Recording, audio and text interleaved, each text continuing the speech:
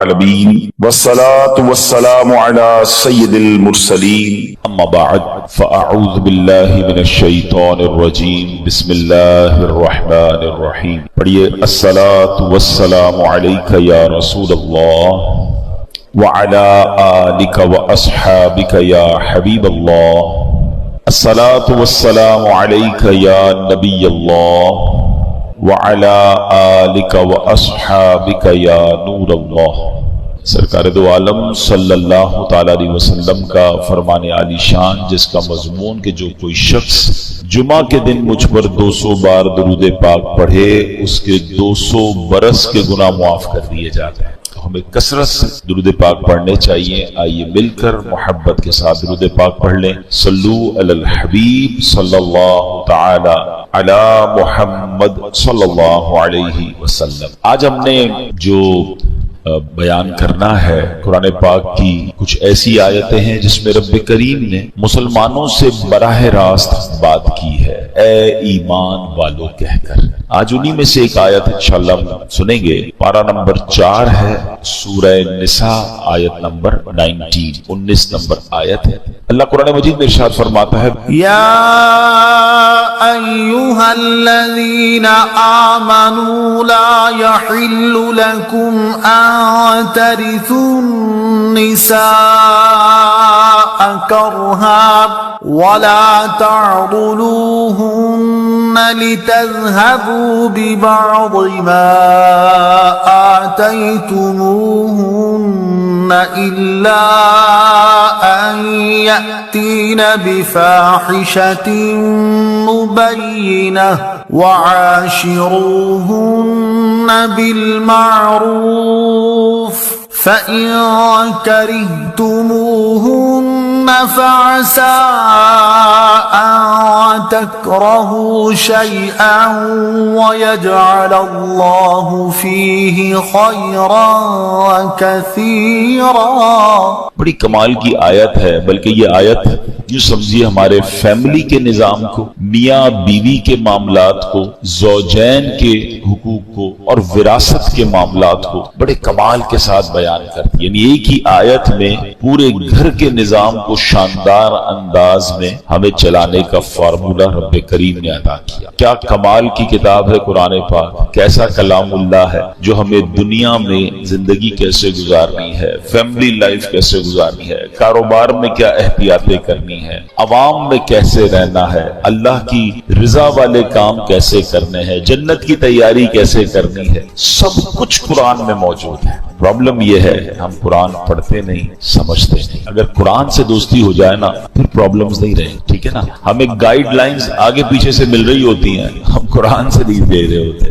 اچھا ایسا تو ہے نہیں کہ قرآن صرف عربی میں ہے، ہمارے علماء کرام نے ہمارے لیے اتنی آسانی کر دی، آسان اردو میں ترجمے کر دیے، آسان اردو میں تفسیریں لکھ دی۔ اچھا پھر وہ تفسیریں بھی دعوت اسلامی والوں نے تو اور آسان کر دیا کہ اس کی ویب سائٹ پہ اس کو فری ڈاؤن لوڈ کے لیے رکھ دیا، اس کی اپلیکیشن بنا دی، خرچہ بھی نہیں ہوتا۔ اچھا جو پڑھ نہیں سکتے اس کے لیے آڈیو تفسیر بھی جاری کر دی کہ کم از کم سن لیں۔ اب پھر بھی ہم قرآن نہ پڑھیں یا قرآن نہ سنیں یا نہ سمجھیں، یہ کتنی بڑی محرومی۔ اب ذرا اس ایک آیت کو سمجھیے۔ اللہ قرآن میں فرماتا ہے، اے ایمان والو تمہارے لیے حلال نہیں کہ تم زبردستی عورتوں کے وارث بن جاؤ، اور عورتوں کو اس نیت سے روکو نہیں کہ جو مہر تم نے انہیں دیا تھا اس میں سے کچھ لے لو، سوائے اس صورت کے وہ کھلی بے حیائی کا ارتکاب کریں اور ان کے ساتھ اچھے طریقے سے گزر بسر کرو۔ پھر اگر وہ تمہیں ناپسند ہو تو ہو سکتا ہے کوئی چیز تمہیں ناپسند ہو اور اللہ اس میں بہت بھلائی رکھ دے۔ اب یہ ایسی کمال کی آیت ہے، اور زمانہ جاہلیت کا ایک بڑا عجیب و غریب دستور تھا، اس کو بھی یہاں اللہ نے ڈسکس فرمایا۔ اب اس کا شان نزول کیا ہے؟ اسلام سے پہلے اہل عرب کا یہ دستور تھا کہ لوگ مال کی طرح اپنے رشتہ داروں کی بیویوں کے بھی وارث بن جاتے تھے، معاذ اللہ۔ یعنی عورتیں بھی ایک طرح سے مال کی طرح ہوتی تھی، یعنی کسی کا انتقال ہوتا تھا اس کا مال بٹتا تھا نا، تو اس کی بیوی کے بھی کوئی نہ کوئی وارث بن جاتا۔ چاہتے تو بغیر ہی مہر کے اپنی زوجیت میں رکھتے، یعنی اپنی بیوی بنا لیتے، یا کسی اور سے شادی کرواتے اور مہر خود لے لیتے کہ بھئی یہ تو میرا مال ہے نا، شادی تم کر لو، مہر مجھے دے دو، یا انہیں آگے شادی نہیں کرنے دیتے، بلکہ اپنے ہی پاس رکھتے تھے تاکہ ان کو جو مال وراثت ملا ہے وہ ان لوگوں کو دے دیں، تب یہ ان کی جان چھوڑیں گے۔ یعنی وہ پیسے وراثت میں عورت کو ملے کر تم اب میری ہو گئی، اب تمہارے پیسے بھی میرے۔ اچھا، یا عورتوں کو اس لیے روک کر رکھتے تھے کہ یہ مر جائیں گی تو روکنے والے لوگ پھر ان کے مال کے وارث بن جائیں گے۔ الغرض وہ عورتیں ان کے ہاتھ میں بالکل مجبور ہوتی تھیں، اپنے اختیار سے کچھ نہ کر سکتی تھیں۔ اس رسم کو مٹانے کے لیے یہ آیت نازل۔ کتنا پیارا مذہب ہے ہمارا کہ اسلام سے پہلے عورتوں کا یہ حال تھا، پیر کی جوتی مال کی طرح ایک دوسرے کے بعد ٹرانسفر ہوتی رہتی تھی، کوئی عزت نہیں، کوئی تعظیم نہیں۔ اس آیت مبارکہ میں اللہ پاک نے اہل ایمان، بات کس سے کی اللہ نے؟ اے ایمان والو، اہل ایمان کو عورتوں سے متعلق متعدد بہت سارے آرڈرز عطا فرمائے، احکام عطا فرمائے۔ چنانچہ فرمائے کہ عورتوں کا زبردستی وارث بن جانا تمہارے لیے حلال نہیں۔ اچھا، یہاں کچھ مزید تھوڑا سا ہم جو یہ وراثت کا پرابلم آج کل چل رہا ہے کہ وارثوں کا مال لوگ ہڑپ کر جاتے ہیں۔ مال وراثت میں ہیرا پھیری، اپنے اسے ہڑپ کر جانا، حقداروں کو محروم کرنا، یہ زمانہ قدیم سے چلا آ رہا ہے۔ اسلام سے پہلے بھی لوگ جہالت میں یہ کام کرتے تھے اور یہ سخت ظلم ہے۔ یاد رکھیے کہ جو جاہلیت عرب کے لوگ تھے بچوں اور عورتوں کو وراثت سے محروم کر دیتے، کہتے بچوں اور عورتوں کی وراثت نہیں ہوتی، ان میں جو زیادہ طاقتور ہوتا، زیادہ اثر والا ہوتا تھا، وہ جناب بغیر کسی تعامل کے، بغیر کسی ہیزیٹیشن کے وہ سارا مال سمیٹ لیتا تھا، مرنے والے میراث پر قبضہ کر لیتا، کمزوروں کا حصہ چھین لیتا۔ اور ہمارے یہاں بھی برے صغیر میں بھی اسلام سے پہلے دیگر قوموں میں یہ معاملات تھے کہ عورتوں کو والدین کے مرنے کے بعد ان کی بیٹیوں کو اور بیویوں کو، عورتوں کو وراثت کا مال نہیں دیا جاتا تھا۔ اللہ اکبر، یہ سب انصاف کے تقاضوں کے خلاف تھا۔ سبحان اللہ، دین اسلام کا یہ اعزاز ہے، یہ اسلام کی شاندار تقسیم ہے کہ اللہ کریم نے اس افراط و تفریط کو، اسلام نے آ کر جو کنفیوژن ہے یا جو لوگوں کے ساتھ زیادتی ہو رہی تھی، اس کو ختم کیا۔ تقسیم میراث کے معاملے کو بڑے احسن طریقے سے قرآن میں بیان فرمایا، محروموں کو حق دیا اور ظالموں کو ان کی حدود میں رکھا، ہر ایک کو اس کا مناسب حصہ عطا فرمایا۔ جیسے بطور خاص یتیموں اور عورتوں کے لیے قرآن مجید نے خصوصی احکامات دیے۔ عورتوں اور بچوں کو وراثت کا حق نہ دینے کی رسم کو بالکل باطل قرار دیا۔ قرآن مجید نے مرد و عورت میں سے ہر ایک کو اس کے والدین سے دیگر رشتہ داروں کے مال وراثت میں حصہ اس کا قرار دیا۔ مردوں کو بھی حصہ ملے گا، عورتوں کو بھی ملے گا، اور خاص طور پر بچوں کے مال کی حفاظت کرنے کا، خاص طور پر جو یتیم بچے ہیں ان کے لیے ایکسٹرا آرڈر دیے کہ ان کے مال کی حفاظت کی جائے۔ بوقت ضرورت انہیں ان کا مال دینے اور پھر ان کے مال میں خیانت سے بچنے کا تاکیدی حکم قرآن مجید میں بیان فرما دیا۔ اور ان کا مال کھانے والے کے بارے میں کیا فرمایا؟ اپنے پیٹ کو آگ سے بھرنے والا قرار دیا، جہنم میں جانے کا سبب قرار دیا۔ مال یتیم کو کھانا یہ بہت زیادہ برا کام، اور یتیموں کی کفالت کے فضائل پتہ ہے کیا بیان ہوئے؟ نبی پاک فرماتے ہیں، حدیث کا مضمون ہے کہ قیامت کے دن یتیم کی کفالت کرنے والا اور میں، نبی پاک فرماتے دونوں اس طرح ساتھ ہوں گے، یعنی جنت میں اس طرح نبی پاک فرماتے جس طرح دو انگلیاں ساتھ ہیں نا، یتیم کی کفالت کرنے والے کو میں ایسے جنت میں ساتھ لے جاؤں۔ اچھا، فرماتے ہیں اس سب سے اچھا دسترخوان، احادیث میں مضمون ہے، وہ دسترخوان ہے جس دسترخوان پہ کوئی یتیم بھی ہو۔ وہ گھر سب سے اچھا ہے جس گھر میں کسی یتیم کی کفالت کی جاتی ہے، یعنی یتیم کی کفالت کرنے پر بہت زور دیا گیا۔ مگر آج بھی وہ زمانہ جاہلیت تھا کہ جب اسلام سے پہلے یہ کام ہوتا تھا، مگر آج بھی یہ خبریں ملتی ہیں کہ بیچارے یتیم ہوتے ہیں، والد کا انتقال ہو گیا، بچے چھوٹے ہیں، رشتہ داروں نے مل کر اس یتیم کا مال ہی ہڑپ کر لیا۔ بچوں کو تو پتہ ہی نہیں ہوتا کہ ہمارے ماں باپ نے کیا چھوڑا ہمارے لیے، ہڑپ کر لیا جاتا ہے۔ بہنوں کا حق نہیں دیا جاتا۔ اچھا، بھائیوں میں بھی یہ ہوتا ہے کہ جو زیادہ طاقتور ہوتا ہے، بڑا بھائی ہوتا ہے، چھوٹے بھائی باقی ہوتے ہیں، وہ تمام بھائی بہنوں کا حق دبا لیتا ہے، کوئی تقسیم نہیں ہوتی ہے، پتہ ہی نہیں ہوتا والد صاحب نے کیا چھوڑا، ماں نے کیا چھوڑا۔ اے میرے پیارے اسلامی بھائیوں، یاد رکھیے یہ وارثوں کا حق دبانا یہ حرام، یہ جہنم میں لے جانے والا کام۔ اور ہم نے کئی ایسے واقعات دیکھے کہ والدین کے جانے کے بعد بھائیوں میں پھر لڑائیاں ہوتی ہیں، فیملی ٹوٹ پھوٹ کا شکار ہو جاتی ہے۔ یہ پیسہ کتنی خراب چیز ہے کہ زندگی بھر ساتھ رہنے والے بھائی خون کے پیاسے ہو جاتے ہیں۔ یہاں ایک اور بڑا پرابلم یہ ہے کہ دین سے دوری ہے، شریعت کے معاملات نہیں پتہ ہے۔ اچھا کچھ بہنوں کی طرف سے بھی ایسی، ابھی پچھلے دنوں ایک خاندان میں جھگڑا چل رہا ہے، والد صاحب، اب عجیب بات دیکھیں، کلفٹن یعنی اس اچھے ایریا میں رہنے والے لوگ ہیں، کروڑوں روپے چھوڑ کر گئے ہیں، مگر بھائی بہنوں میں ایسا ڈسپیوٹ ہے کہ جناب کسی کو وراثت نہیں ملی ہے۔ اچھا وراثت نہیں مل رہی، پراپرٹی بک نہیں رہی، انہی کے بچوں کو میں نے دیکھا کہ بیچارے وہ رکشا چلا رہے ہیں، اور جناب وہ کروڑ پتی ماں باپ کے بیٹے ہیں اور کھانے پینے کے لیے کچھ نہیں، علاج کے پیسے نہیں ہیں۔ ایک بار مجھے کوشش کرنے کا موقع ملا، میں نے کہا بھائی جب ماں باپ اتنے چھوڑ کر گئے ہیں، سب بھائی بہن بیٹھے ہیں اور تقسیم کر لے۔ تو پتہ بہنوں کی طرف سے کیا پیغام آیا کہ ہم جناب شریعت کے حکم کو نہیں مانتے، عورت کو بھی ہم پورا حصہ لیں گے اور بھائی کو بھی پورا حصہ ملنا چاہیے۔ اب یہ حال ہو، کہیں عورت زیادتی کر رہی ہے، کہیں مرد زیادتی کر رہے ہیں، زیادہ تر مردوں کی طرف سے زیادتی سامنے آتی ہے۔ مگر آپ سوچیں کہ یہ وہ مسٹیک ہو رہی ہے ہمارے معاشرے میں جو اسلام سے پہلے ہوتی تھی، مگر آج اسلام کے بعد بھی کوئی وراثت۔ اچھا پھر بھائی لوگ کہتے ہیں بعض اوقات کہ جناب اب تقسیم کریں گے تو کاروبار ختم ہو جائے گا، اب ابو کا چلتا کاروبار ہے، اگر بہنوں کو حصہ دیں گے تو ہماری پراپرٹیاں بیچنی پڑ جائیں گی، ابھی پراپرٹی کا ریٹ ٹھیک نہیں ہے، بعد میں بیچیں گے۔ ارے اللہ کے بندو، تمہاری 10 سال سے پراپرٹی نہیں بک رہی، بہن کو ضرورت ہے، اس کو بیچاری کو علاج کرانا ہے، اس کو اپنے بچوں کی شادیاں کروانی ہے، اس کو اپنا گھر لینا ہے، لیکن اس کے ہاتھ میں کنٹرول تو نہیں ہے نا۔ اگر اللہ دیکھ رہا ہے، جس کا جو حق ہے وہ وقت پر دیجیے۔ اور یہ والدین کا بھی ہمیں تھوڑا سا اس میں ایک کردار ادا کیجیے۔ جو والدین حیات ہیں، دیکھیں یہ ماں باپ کی ذمہ داری ہے نا کہ بچوں کو ایجوکیٹ کریں۔ ہمارے اصل میں بات نہیں کرتا کوئی کہ یار ابھی سے اپنے مرنے کی بات کیوں کریں، بھائی ابھی کر لینا، بعد میں یہی بچے آپ کے لڑیں گے۔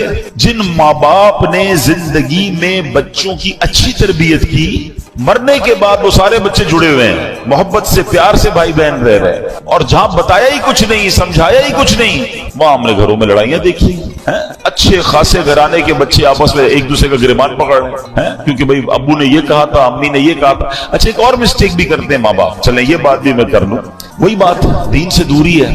بھائی مثال کے طور پہ ماں کسی بچی کے گھر پہ گئی اور جا کر کہہ دیا بیٹا مرنے کے بعد جو ہے نا میرا سونا جو ہے نا وہ تم نے لے لینا۔ ابو کسی بیٹے کے گھر پہ گئے، کہا بیٹا وہ جو میں انتقال ہو جائے نا میرا پلاٹ تم نے لے لینا، یہ تمہارا ہے یہ پلاٹ۔ اچھا کسی بیٹے کو کہہ دیا یہ گھر تمہارا ہے، کسی کو کہہ دیا فلاں چیز تمہاری، بتایا کسی کو نہیں، خود دنیا سے چلے گئے۔ اب ایک بچہ کہہ رہا امی نے مجھے یہ کہا تھا، ابو نے مجھے یہ کہا تھا۔ اللہ کے بندوں، اگر آپ نے کوئی ایسی وصیت کرنی بھی ہے تو سارے بچوں کو جمع کریں، ایک پیپر بنائیں نا اور بتائیں کہ میرے مرنے کے بعد پہلے تو تقسیم شریعت کے مطابق ہو سکتی ہے، ایسا نہیں ہو سکتا کہ آپ کسی بچے کا حق کم کر دیں، کسی کا زیادہ کر دیں۔ جو شریعت نے کہا ہے اس کے مطابق آپ سب کو بٹھا کے سمجھا دیں اور سب بتا دیں، کوئی حرج نہیں ہے۔ زندگی میں وصیت لکھنا سنت ہے، اچھا کام ہے تو وصیت کریں۔ بلکہ یہاں تم ایک اور مشورہ دوں گا کہ شریعت نے ہمیں یہ بھی اجازت دی ہے کہ ہم اپنے مرنے کے بعد ہمارے مال کا کم از کم زیادہ سے زیادہ 1/3 ایک تہائی جو ہے